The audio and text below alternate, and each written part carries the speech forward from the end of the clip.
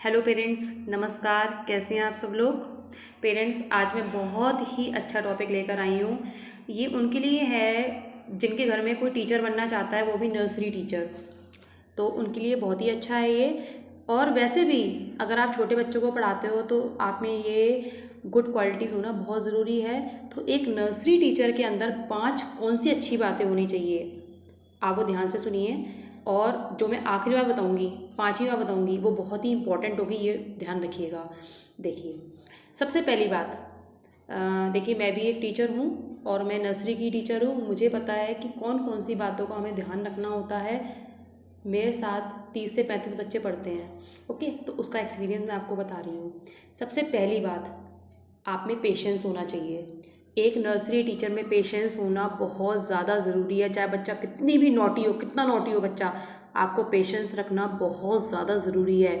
आप बच्चे को डांट नहीं सकते, आप उसको, आपके पास एक ट्रिक होनी चाहिए। उस बच्चे, अगर बच्चा लड़ रहा है, शैतानी कर रहा है, तो आपको उसे कैसे ठीक रखना है।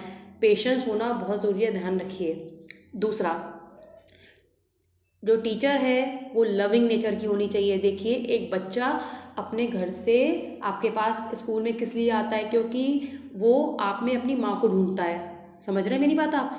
तो आपका एक लविंग नेचर होना चाहिए कि उसको अपनी माँ की कमी महसूस ना हो अगर वो आपके पास है। अगर आप एक अच्छी टीचर हैं, एक माँ की तरह उस बच्चे को संभालती हैं, तो उस बच्चे को कभी भी स्कूल आते समय कभी नहीं रोएगा बच्चा, ध्यान रखिएगा। वो स्कूल आने के लिए पसंद करेगा स्कूल आना। तो आपका नेचर लविंग होना चाहिए, ठीक है। दूसरा, उसके बाद थर्ड पॉइंट देखिए, आपको अल्फ़ाबेट्स की, डिजिट्स की, वर्णमाला की परफेक्ट नॉलेज होनी चाहिए। आप बच्चे को वर्णमाला सिखाने जा रहे हैं, डिजिट, अल्फ़ाबेट कुछ भी सिखाने जा रहे हैं, आपको 100% उसकी फॉर्मेशन आनी चाहिए, फोनिक साउंड आना चाहिए। मतलब प्रॉपरली आपको ये सारी चीज़ें, मटेरियल आना चाहिए। आपको ये हर चीज़ पॉइंट बताना चाहिए, कौन सा किस पॉइंट पे कितना बड़ा आपको लिखना है, ठीक है। फॉर्मेशन प्लस फोनिक साउंड तो इंग्लिश में आने चाहिए। ऐसे डिजिट में किसको टच करना है, स्लैंटिंग, स्लीपिंग, सब कुछ नॉलेज होनी चाहिए आपको। नेक्स्ट, जो फोर्थ पॉइंट है, सबसे बड़ी बात है कॉपी चेकिंग। कॉपी चेकिंग अगर आप बच्चे ही करते हैं, नर्सरी के बच्चे की, बहुत ध्यान से करनी होती है। क्योंकि अगर आप गलत चेकिंग करेंगे तो बच्चा सेकंड टाइम वो मिस्टेक दोबारा ही करेगा, ठीक है।